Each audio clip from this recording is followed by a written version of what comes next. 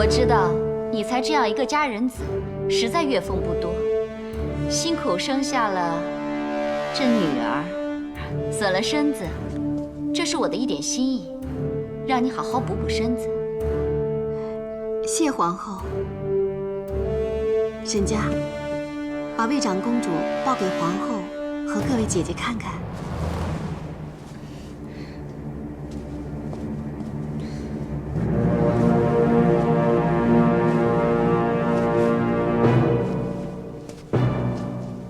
我来吧。诺。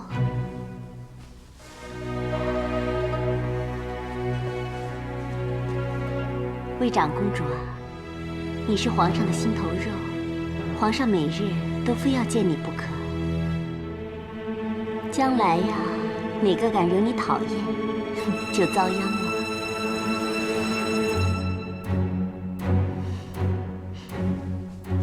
哎，你们不沾一下他的福气，吃亏的可就是你们了。平阳公主说的是啊，怎能不沾小公主的福气呢？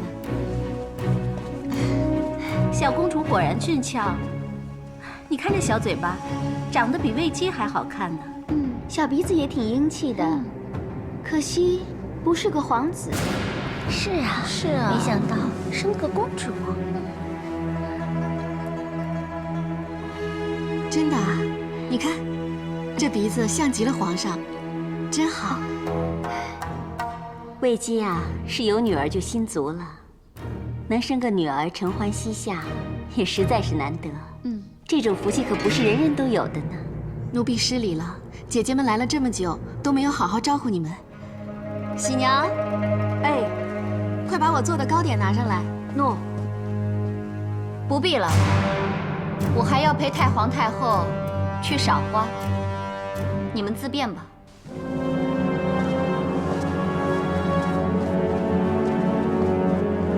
哦，我也先走了。我也有事要走了。哎，姐姐等我，我也先走了。那我也先走了。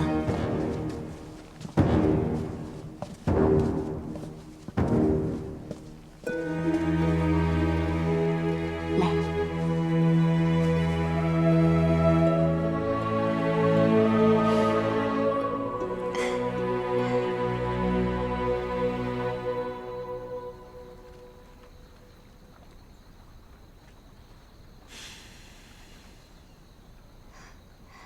陛下，你看，这一片春雾，真的仿若仙境一般。你还有心情赏景啊？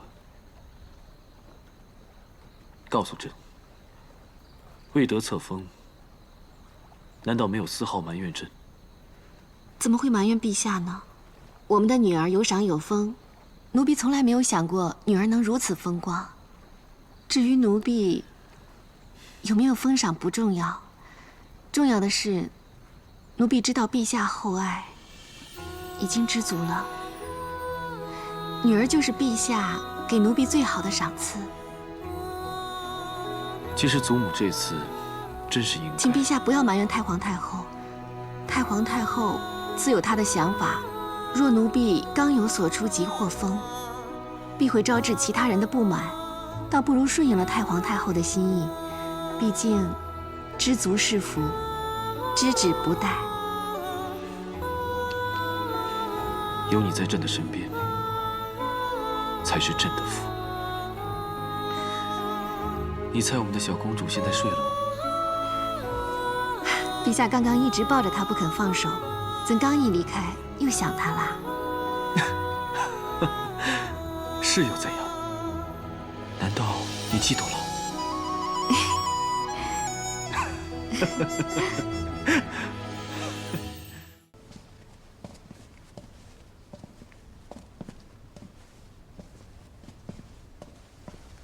参见陛下。免礼。魏庆，你也当舅父了，有没有看过小公主啊？有，小公主聪明伶俐，一进来就已见陛下和姐姐一家人共享天伦之乐。可不知现在禀告公务是不是合时宜啊？朕差点忘了，是有正事要找你们。魏庆，朕先与你谈。好。段宏。你还没有抱过小公主吧？来。哎呦，卫青，来。啊。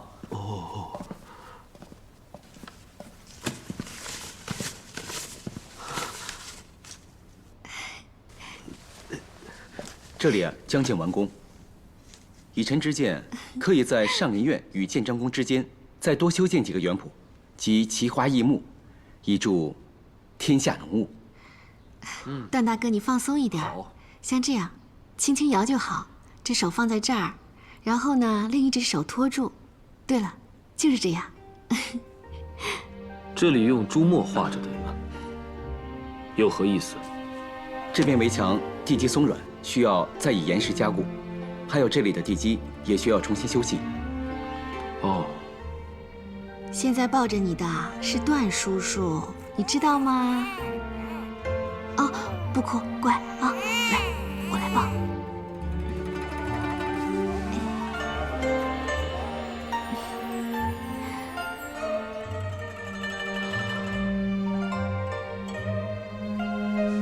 这块控制的地方，你准备怎么处理？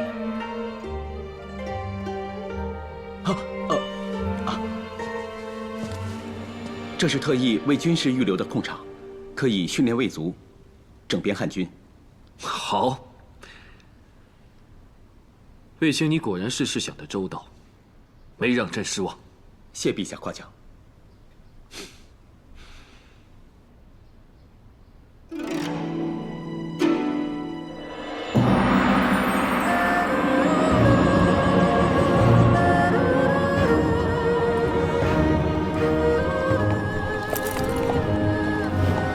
你不会是郑清吧？我是段宏哥哥。段宏哥哥，段大哥。哎，那你姐姐子夫呢？参见陛下。你跟朕说，你与一关外女子有结发之情，这是真的吗？陛下，请听朕解释。乖，不哭啊。来，我来抱。长公主最乖了。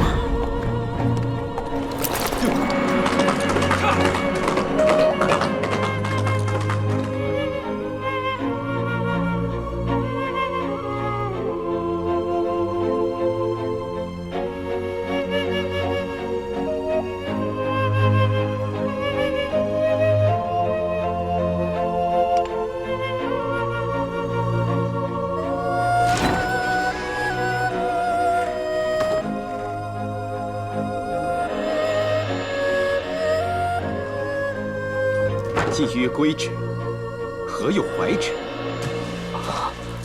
卫青，你怎么来了？怎么，我不能来吗？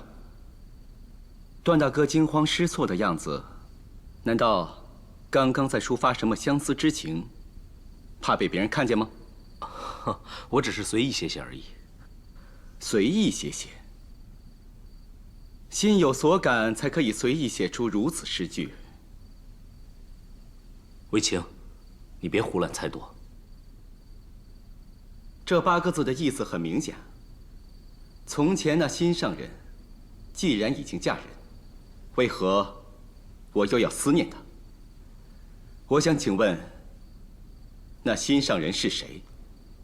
现在想念的又是谁？你不要告诉我，你的那位心上人就是你放心不下的关外女子，还是她是你的童年玩伴，宫中幽兰，就是我姐姐皇上的所爱卫子夫？不是，不要胡乱猜度。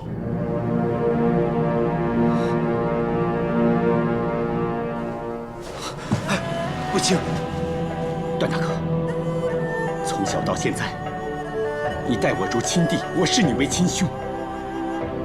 重育以来，你教我宫中规矩，又教我剑术，我视你为良师。我遭人挟持，你舍命救我，我视你为救命恩人。今天我来，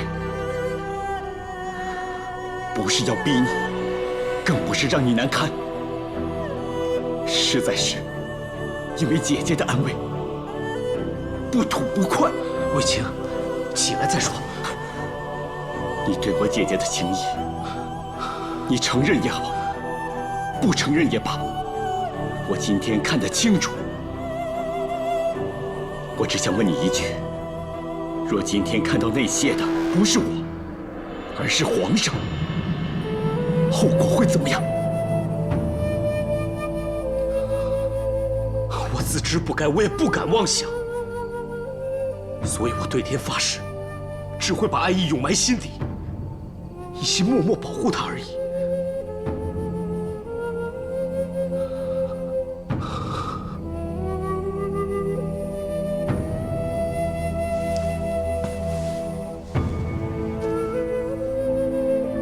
你口口声声说要永远保护我姐姐，可是贵人妻室已是死罪，何况是皇上的枕边人，你还有命保护她吗？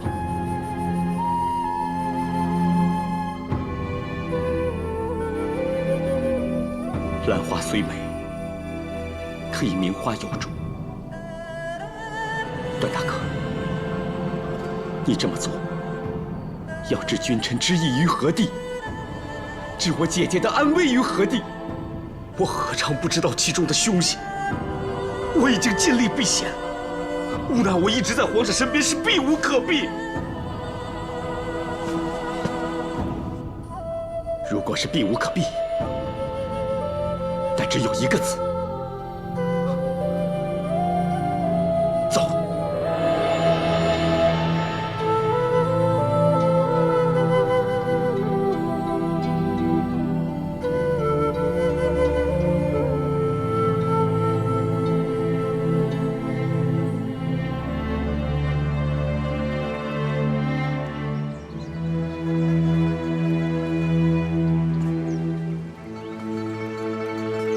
如果是避无可避，那就只有一个字：走。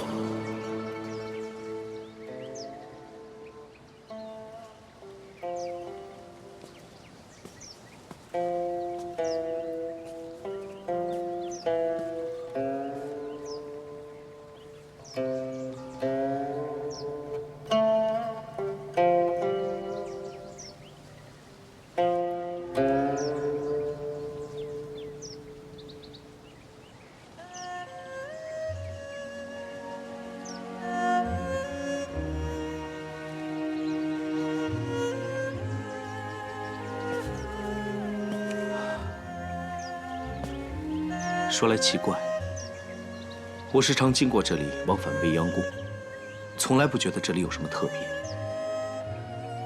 可今日细细一看，竟发现这里景色优美，尤其是清清的湖水，让我想起我们小时候一起放竹筒灯的那条小河。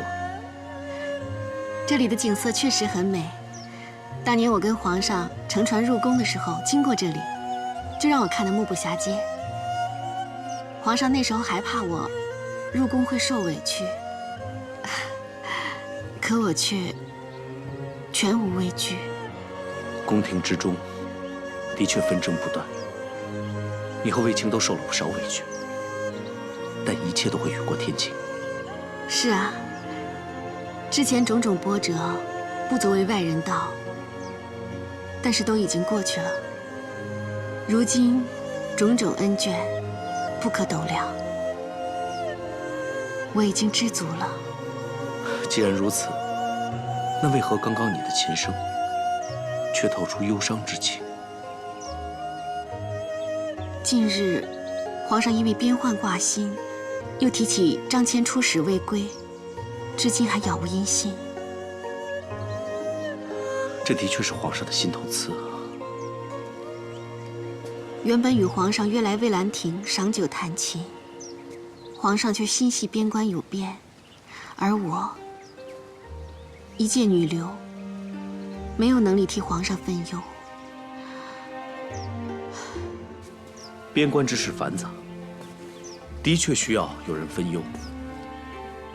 皇上要顾虑的事情太多，其实你一直在相助皇上。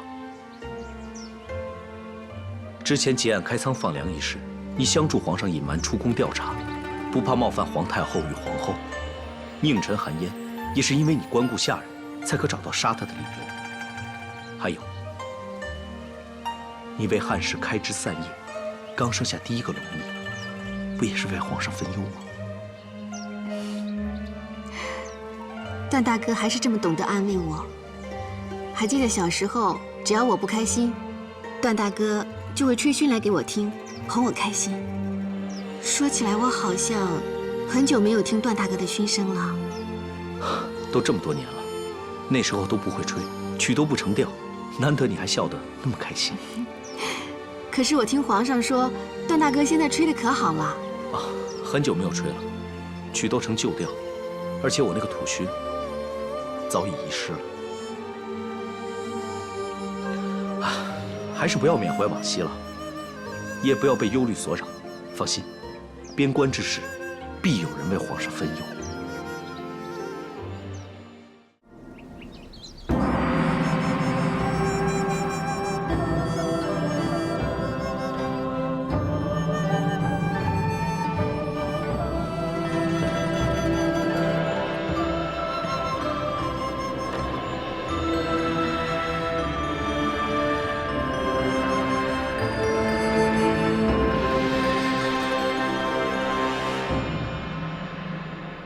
下去吧。诺。今年设宴赏花不同往年，适逢魏长公主出生100日，那杏花又开得特别灿烂，是吉兆啊！杏树开得繁茂，定是恭贺汉室添了小公主。平阳说得好，魏姬当初也是你举荐。汉室添女，你也算是有功，就赏你金子一钗吧。谢祖母赏赐。依孙儿看，那杏树如此繁茂，是预示汉室开枝散叶，太皇太后福山寿海。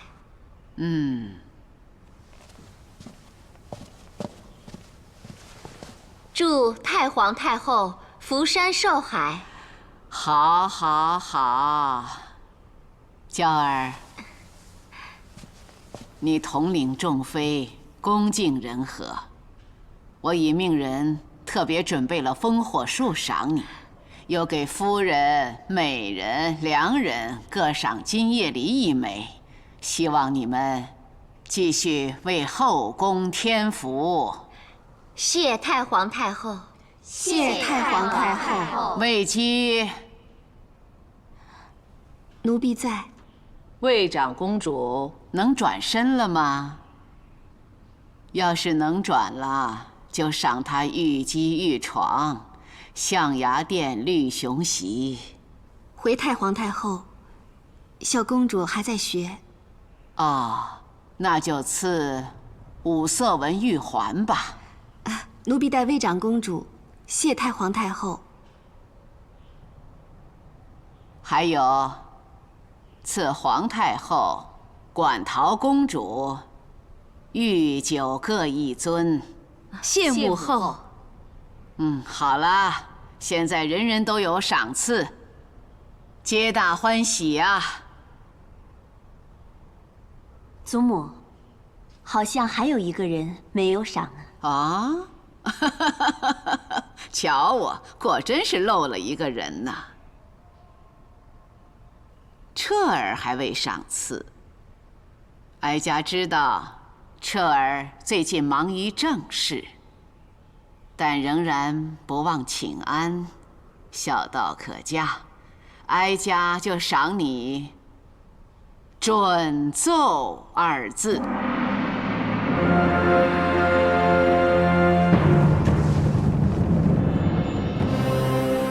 谢祖母。魏姬上前。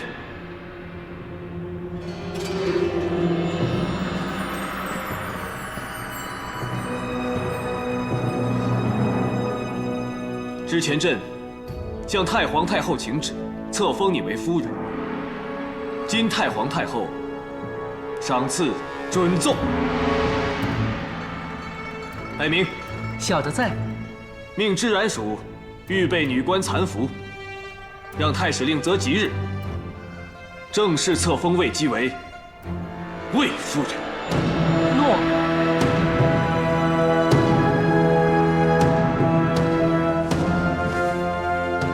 谢太皇太后，谢皇太后，谢陛下。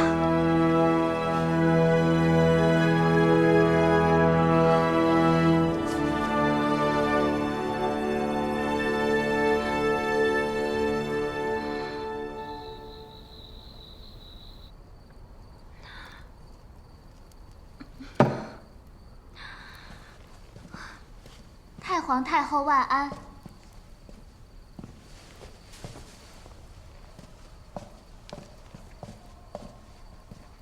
祖母万安。秋萍，你先下去吧。诺。怎么，还在生气呀？以往皇祖母来，你不都是殷勤相待吗？孙儿贵戚不在了，比不上兰陵殿那些野花野草，又没有媚术，博不了皇上欢心。如今，连平日最疼爱我的祖母，也不在乎我了。你这孩子啊，连哀家的心意都不明白，真是枉费哀家的一番苦心。哀家这个当皇祖母的，一要护你的面子，二要保你的后位，三要让皇帝宠爱你。你要体谅哀家的难处啊！祖母难，就因为疼我太难了，所以今天就护着别人。唉，当年说好1年不封，如今1年有余，魏姬现在连孩子都生下来了，却迟迟不封，为的是什么？为的就是皇后的颜面。那祖母今天还……哀家虽然这样处事不公，难得魏姬仍孝顺如故，皇帝也不计前嫌。如果哀家还不册封，就难保皇帝对你不再宠爱了。孙儿错怪祖母了，可是我今天真的难受啊！所有人都在看我，他们都像看好戏一样。娇儿啊，身为皇后，这种事是必经的。今天是魏姬，明天又会是其他妃嫔，这种场面一定有你的份儿。你受不了，又如何当皇后呢？我错了，都是娇儿的错，是我心胸不够豁达，又多年无子，辜负了祖母的厚爱。有所出如何？无所出又如何？哪怕魏姬生的是个儿子又如何？不是皇后亲生，将来最多也只是封个王，替汉室做边疆藩平。娇儿，你还年轻，路还长得很呢。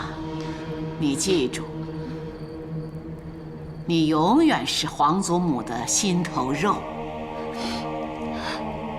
娇儿会永远服侍祖母，会永远孝顺祖母，会做个听话的孙儿的，还要做个会体贴的好妻子。彻儿这阵子为边关苦心竭虑，你就别再任性了，知道吗？娇儿明白。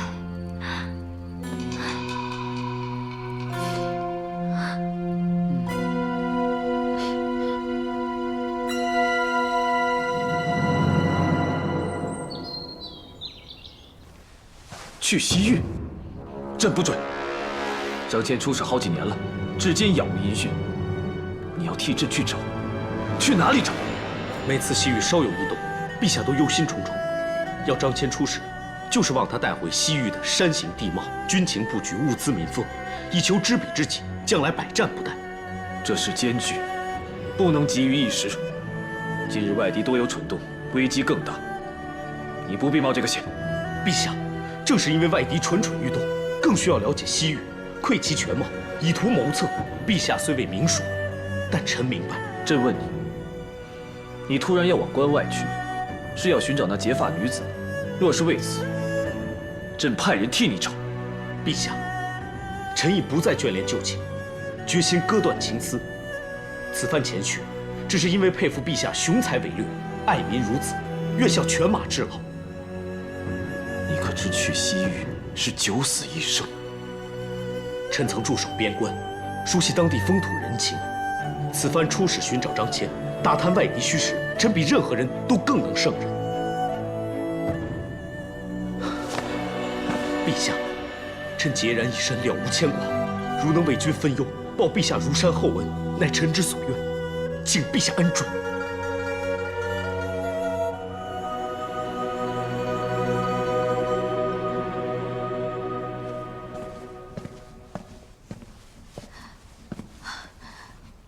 魏姬急找我来，所谓何事？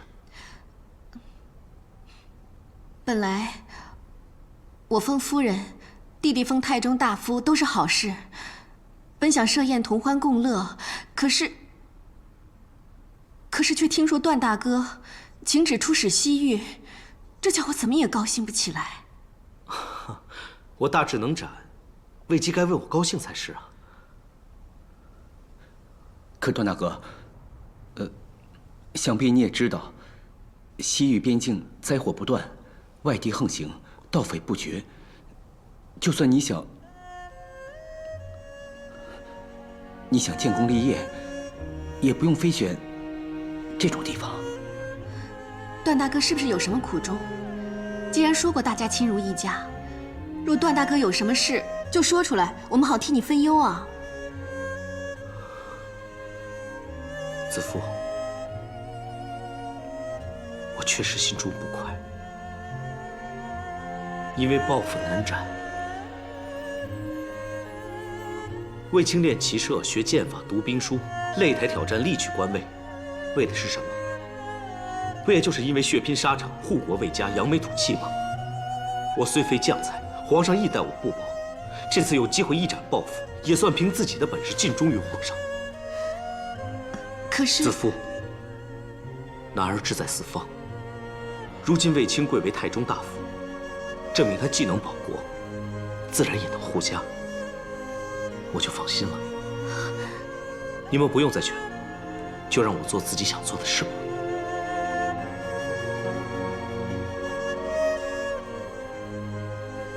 那段大哥何时动身？后天有事。这么匆忙？后天是我的册封之日，那这么算下来，我无法为段大哥践行了。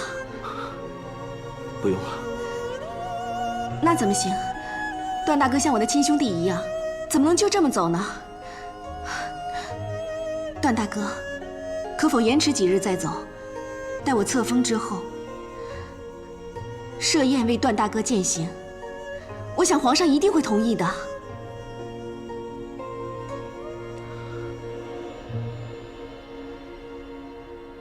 好吗？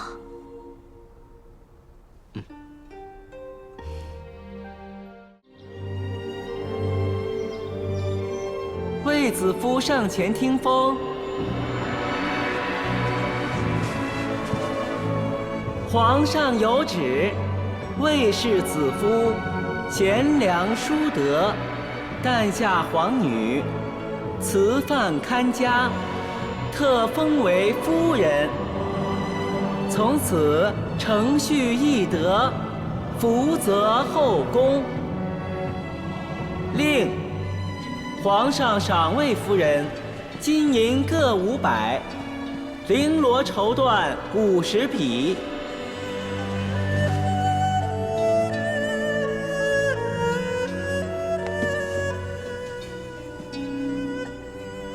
臣妾谢皇上圣恩。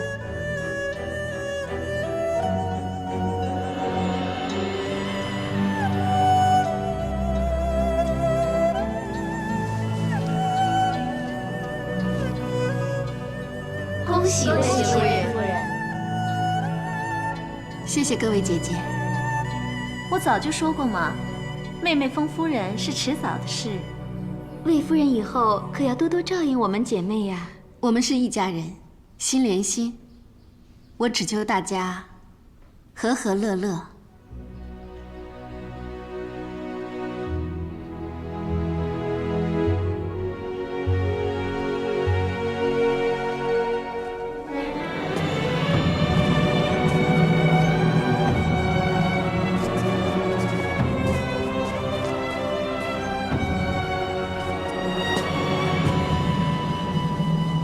段大哥，今日一别，不知何时才能再相见。这里的一切就拜托你了。公孙兄，我的兄弟就是你的兄弟，拜托了，放心吧。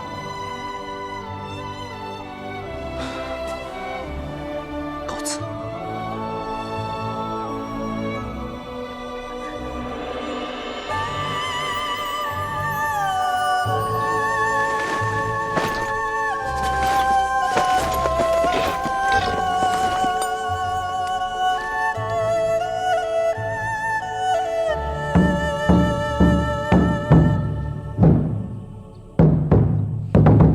出发！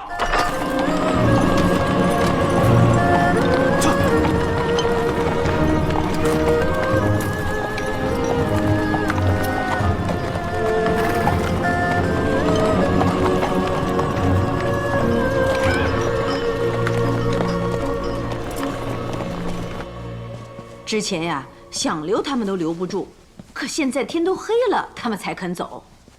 那瑶姬刚才一直说些体面话，还说到门口去了，说不定到时候一个变脸，冷言恶语又都出来了。子夫，母亲，你不是要去拿皇上御赐的陈酿吗？哦，我现在就去。子夫，哦，拿着。我这就给他送过去。不用了，他已经走了，恐怕已经到了宫门。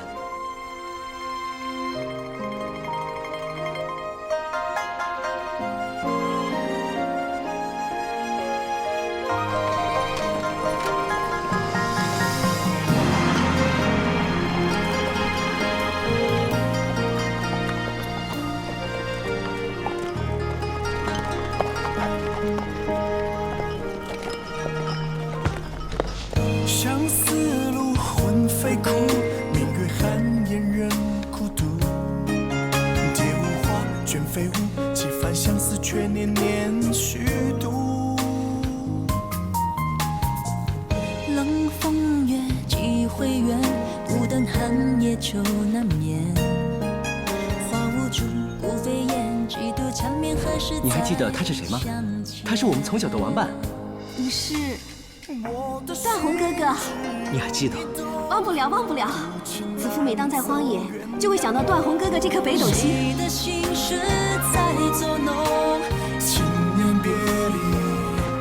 等等！西门仆宴段宏，奉皇上圣谕，阻止任何人进入兰陵殿内室，强闯者斩！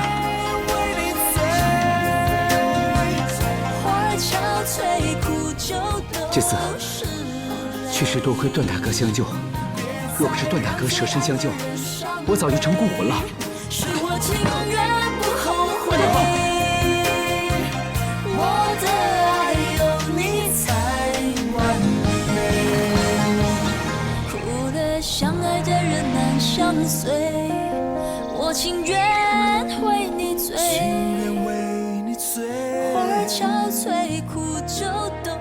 我好像很久没听过段大哥的嘘声了。很久无尘，曲都成旧调了，而且我那个土勋也早已遗失了。我的爱有你才完美。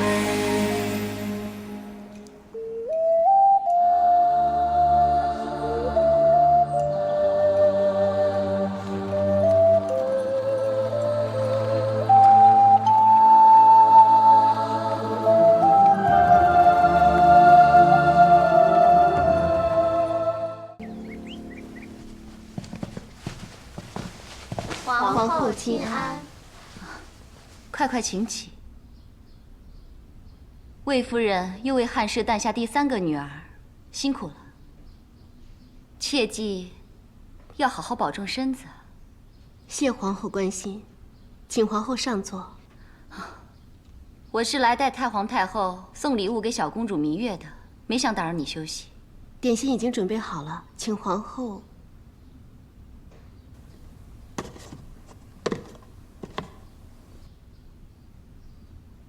这是玉麒麟，你知道这其中有什么意思吗？你一胎一胎的生，就是不见生个皇子出来，太皇太后都怪我送的礼没有带彩头呢。臣妾一直未能为皇上诞下龙子，实在愧疚，累及皇后更感不安。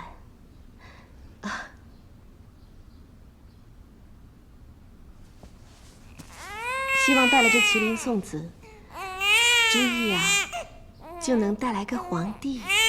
你明白就好，下一次可别再让皇上和2位太后等上10个月，又再次失望了。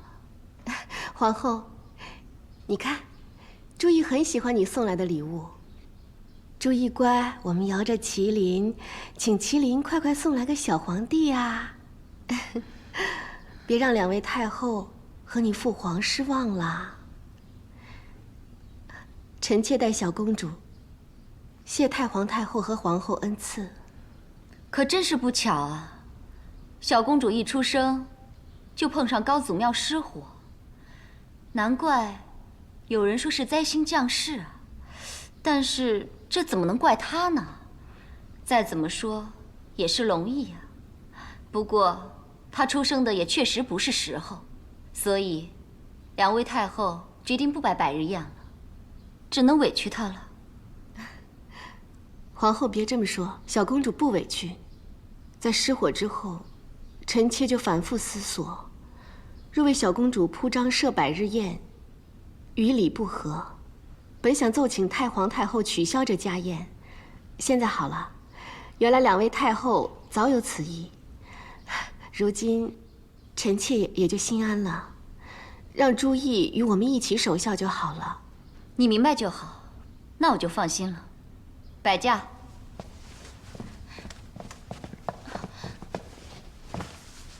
皇后金安，皇后金安，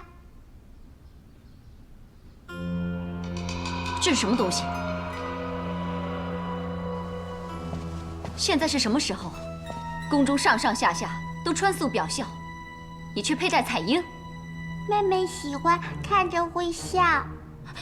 皇后，是奴婢不好，奴婢没有看好小公主。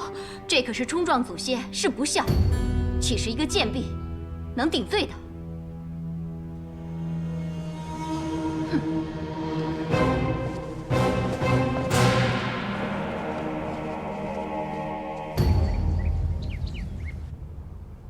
祖母本来最爱涂寇丹的，可因高祖庙失火扶丧，现在都不着色了，只是涂上香脂就算了。想为高祖尽一点孝心呢。连祖母都这么有孝心，可那魏夫人却不将这事放在心上，竟然让魏长公主佩戴彩缨到处跑。啊？本来孙儿并不想烦扰祖母，但是姿势体大，不能不禀报啊。他居然这么不小心呐！母后，不小心说的真是太轻了。她连生3个女儿，仍得皇上宠爱，心也大了，气也粗了，不再安分了，连娇儿都要受她的气了，还会守规矩。本来还剩1日就过守孝期了，可是那魏夫人却不肯安分，如今叫孙儿如何是好？如果赏罚不分，今后如何面对后宫一众嫔妃？可若赏罚分明，只怕有人又说娇儿欺负她。她就是仗着这一点欺负娇儿。但是母后，这种事不能不罚呀。一来她有违孝道，二来她教女无方，三来朝中大臣都遵皇命，穿素服5日，后宫嫔妃反不以身作则，怎能服众啊？他上愧对祖先，下疑惑后代，外遭人画饼，不但要罚，而且要重罚他。禀太皇太后，魏夫人在外求见。让她进来吧。诺，祖母，你要为孙儿做主啊！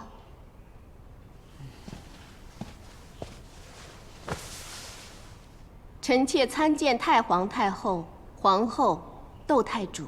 听说你做错事了。是，臣妾教女无方，让魏长公主佩戴彩缨，有违皇上素服5日，以表孝哀之圣谕，大失体统，求太皇太后赐罚。知错就好了。这女儿啊，别看她现在年幼，若不严加管教，以后就骄横任性，不顾你心意，不管你死活，只管争脸争宠，不让你安宁。臣妾自当谨遵太皇太后教诲，严加管教3个女儿，绝不让她们长大之后恃宠生骄。你肯受教就好，不然若是在寻常百姓家，就会弄得家不成家；若是在后宫，则免不了一场血雨腥风。端午快到了，过节之前，你就去知事、知宿部吧。一来是思过，二来为先帝也为哀家尽点孝心，三来你也好为自己之福泽。布有多长，你的福泽就有多长。诺。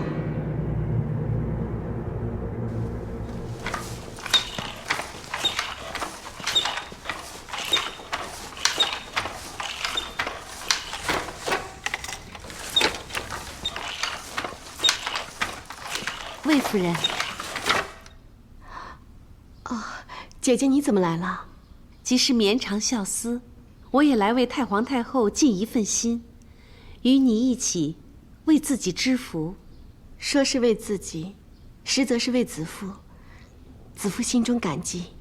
当日嘉慈离世，正好皇后及其他姐妹们为皇太后庆生张罗，这宫中上下谁会关心我这个避喜远离喜庆的伤心人？只有魏夫人亲自为我熬汤，助我安眠，又带我到蔚蓝亭畔，教我点放竹筒灯，为王母祈福追悼。这都是举手之劳，但却让我感到这宫中仍有温暖情谊。我们这些人每天都要看皇后的脸色，眼看你受委屈，我们也不能说什么。还好这次太皇太后未有重罚，而且没有下令只许你一人织布，我才可以过来凑数帮忙。凑数不妨就多算我一个吧。赠香之情我不会忘，当时幸亏有你，否则皇上许久没来我处，一来若发现炉中无香，我窘都要窘死了。我进来的时候就已经看见姐姐了，你还想在外站多久呢？我做了些小菜，自己一个人吃不完，就带过来了。看你们可不可以帮帮忙？藤姬有心了。3位姐姐都来看子夫，子夫心里真暖啊。这几年，你是如何对待宫中众人，大家有目共睹。正因为你一向良善仁惠，事事以德报怨，所以宫中众人都想为你出一份力。只是你经常被责怪，委屈你了。子夫有3个女儿承欢在膝，这次能将功补过，能得到3位姐妹的帮助，没有委屈，只有幸福。魏夫人就是这样，什么艰难的事到她身上都能开心面对。我儿时的周夫子曾经说过，笑着日子容易过。以后呀，我们都要向魏夫人学习。要是人人都像魏夫人一样，宫里就真的和乐多了。是啊，你们就别夸我了，我也是一步步的在学。我们一起知福存孝，为太皇太后福寿延绵，奉体为安，祈福。好。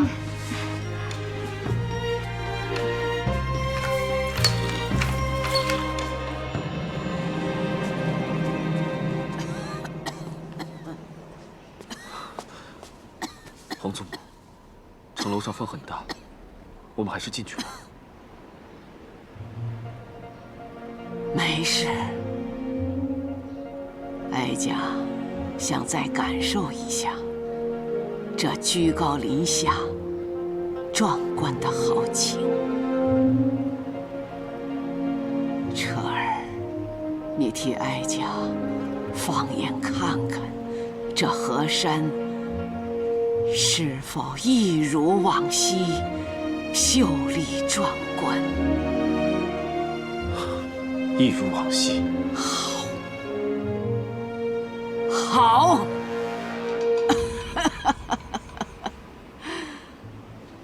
河山没有变呐，但是我的彻儿变了，俊威凛凛了。彻儿长大了，稳重了，懂事了，国事家事自有主张。哀家的眼睛虽然看不清，可是心是雪亮的，站在这儿就可以感受到大汉的子民安居乐业，气象和顺啊！好啊，彻儿，你初登帝位，总以为祖母处处阻拦你，你可知道？当时你只是一个20岁不到的新君呐，在你的身边有多少小人阿谀奉承，有多少豺狼虎豹拥兵自重？哀家是怕你年少气盛，中间难分呐。当初虽然没有体会祖母一片苦心，但随着年岁增长，孙儿已明白祖母所做的一切皆为大汉着想。祖母比孙儿看得更远，看得更高。前有吕后乱政，留下恶名，为免猜夺唾骂，哀家几次欲撒手不管政事，但祖母常常梦见大汉江山突变，半夜惊醒，吓出一身冷汗。祖母不怕被世人唾骂，就怕闲人说彻儿半句鄙言。祖母，就算有冤魂来找，哀家也不怕。但凡有人教唆挑拨，哀家就先下手为强。祖母，你放心，孙儿一定会励精图治，回报祖母一片苦心。好，好，那祖母就放心了。夕阳虽好，却已是黄昏，跟哀家一样，时如多了。祖母为大汉造福匪浅，建德深广，一定能长命百岁。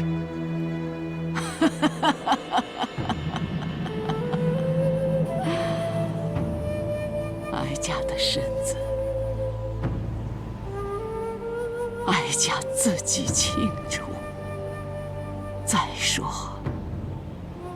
长命百岁又有何用？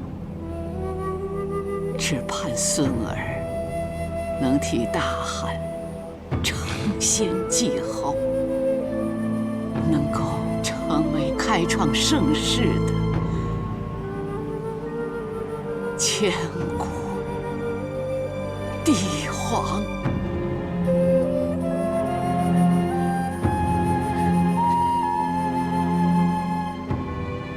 孙儿一定不负祖母所望。那哀家就心满意足了。一个老人，还有什么能比得过能够盼的孙儿？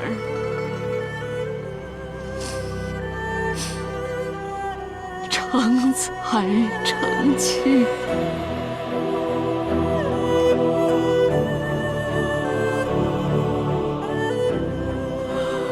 孙媳贤孝了。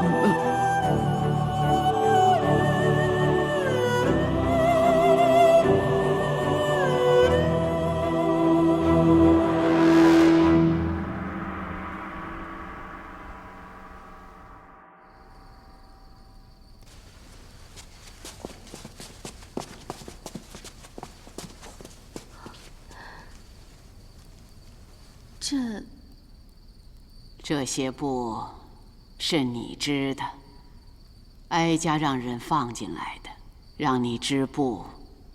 也许有人认为是在罚你，其实是想求证一件事情，而且也已经证实了。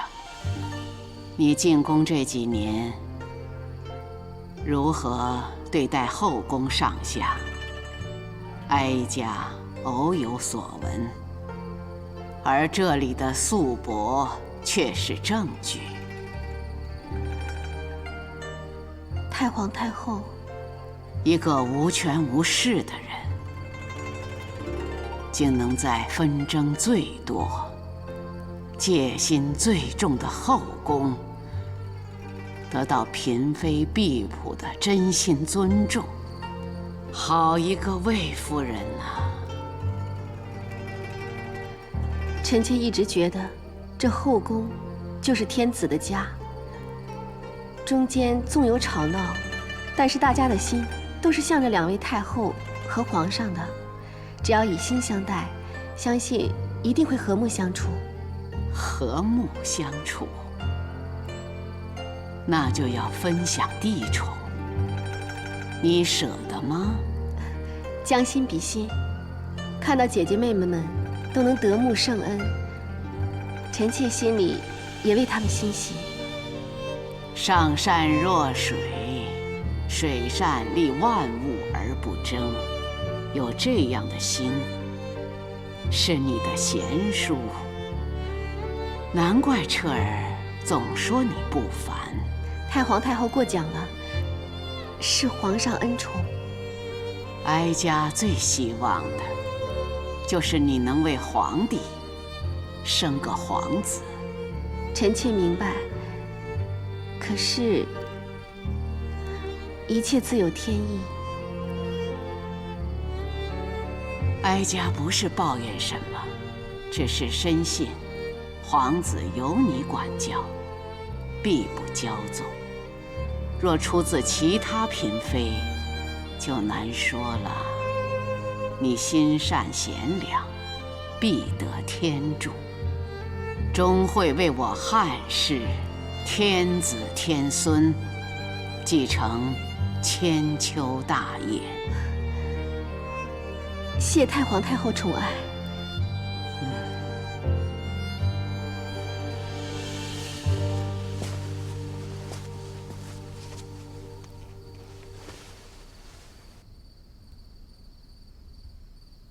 你织的素帛，很快就可以用来做丧服。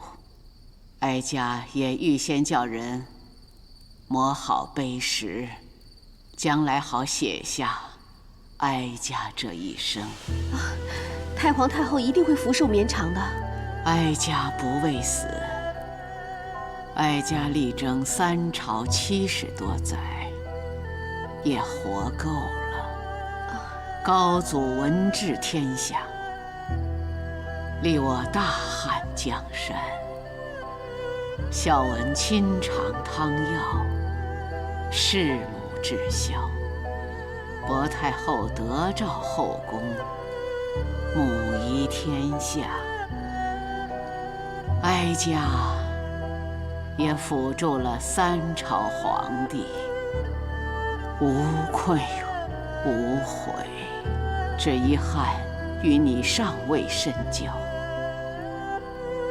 不曾施恩于你，却已经要别离了。太皇太后对臣妾已恩重如山。当日因为臣妾入宫引起的波澜，导致皇后自杀，太皇太后也不责罚臣妾。皇上离宫，臣妾欺瞒行踪，太皇太后也宽恕臣妾。还有，既说哀家有恩于你，那哀家就冒昧相求。太皇太后有何吩咐，请说。哀家主持后宫几10年，管教汉室几代子孙女眷，娇儿是其中最懂哄我高兴的，也最得我宠爱的，可也因此骄纵出她的刁蛮跋扈。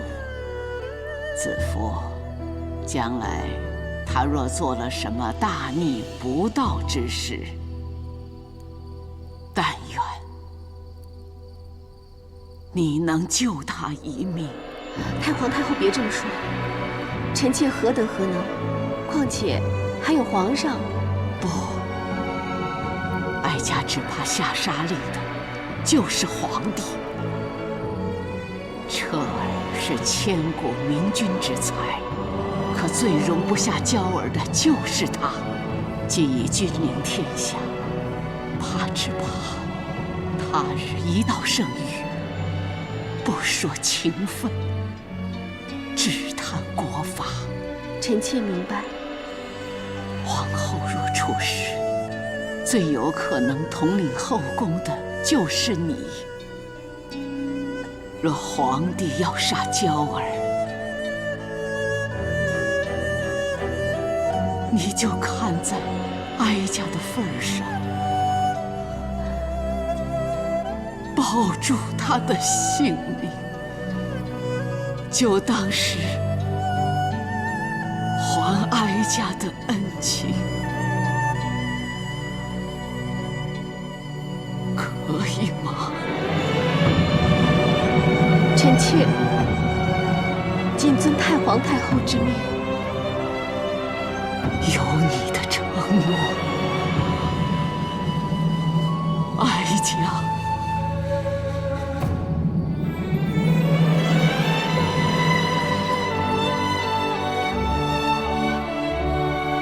无憾了。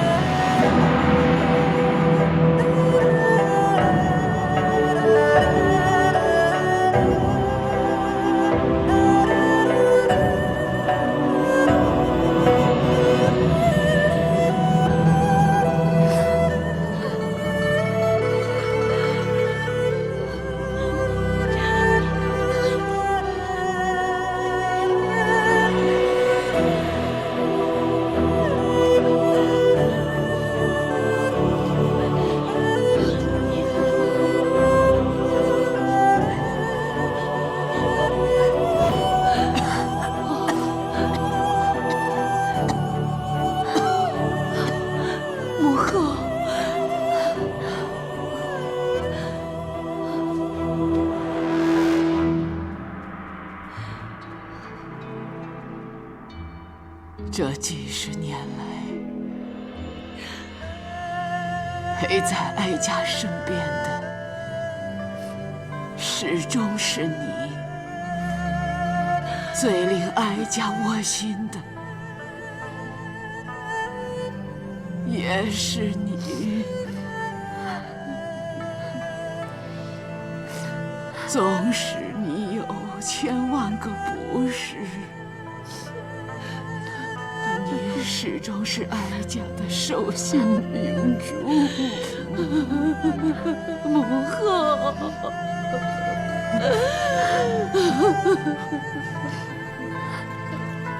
哀家所有的金银财帛，奇珍异物，全都留给你。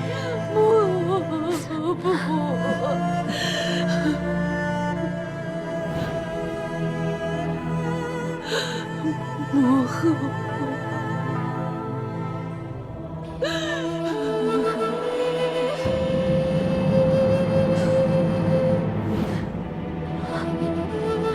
娇儿，你虽然娇蛮任性，可你也最懂得哄哀家开心。哀家活了如此一生，却觉得管教自己的孙儿，远比管治天下来的难。娇儿错了，娇儿不孝，让祖母操心了。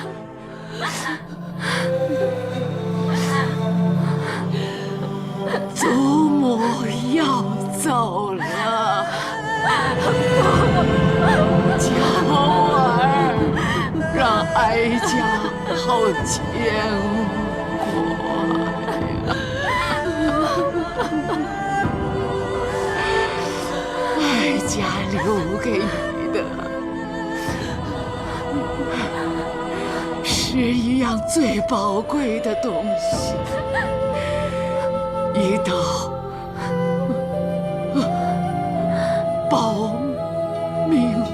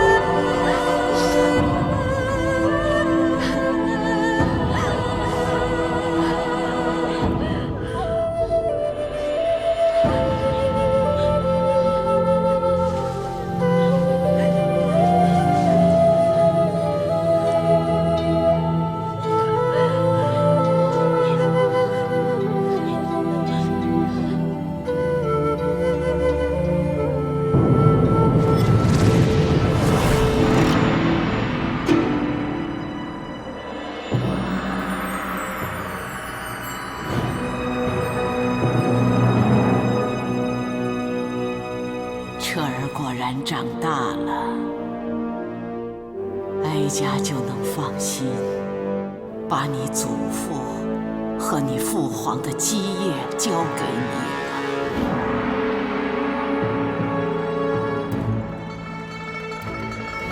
彻儿最近忙于政事，但仍然不忘请安，孝道可嘉。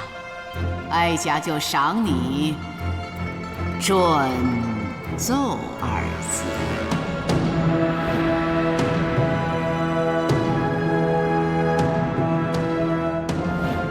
前有吕后乱政，留下恶名，为免猜夺唾骂，哀家几次欲撒手不管政事，但祖母常常梦见大汉江山突变，半夜惊醒，吓出一身冷汗。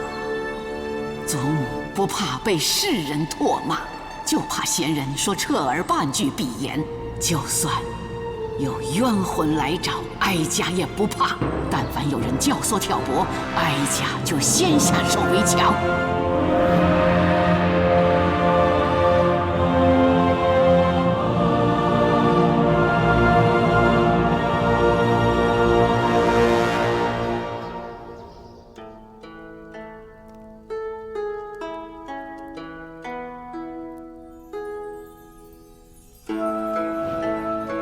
后宫之首是谁？当然要由统领后宫的皇后去办。皇后，是你说废就能废的吗？我这个做母后的，实在没有能力为你们遮风挡雨。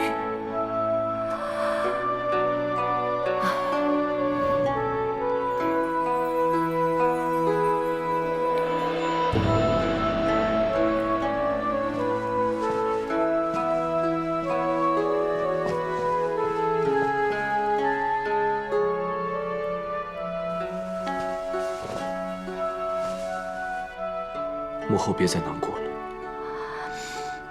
我觉得自己很不孝，太皇太后走了，按理说我本应该伤心，可不知为什么，我竟然……儿臣知道，深宫数十载，我虽登上了皇太后之位，却没有一刻不是战战兢兢，如履薄冰。以后，母后可以安享晚年了。这么多年，你出生，我怕你不得父皇欢心；你聪明讨好，我怕你招人嫉妒；你处理太子，我怕你遭人陷害。直到你登上皇位，还是怕你惹怒了祖母，被拉下来。母后可以做的，就是无时无刻的察言观色，在祖母身边，一直替你说好话，保住你的皇位。祖母只是太过深谋远虑，喜怒不形于色。当初儿臣又年少气盛，才让母后经常为儿臣担忧，提心吊胆。提心吊胆，好贴切呀！几十年了，我终于可以自由自在地度过我的晚年了。母后一定会顺心顺意的安享晚年。母后顺心，儿臣才能顺意。母后生我居我，抚我恤我，养我育我，顾我负我。儿臣答应母后，只要有儿臣一日，就一定遂母后所有的心愿。有你这句话，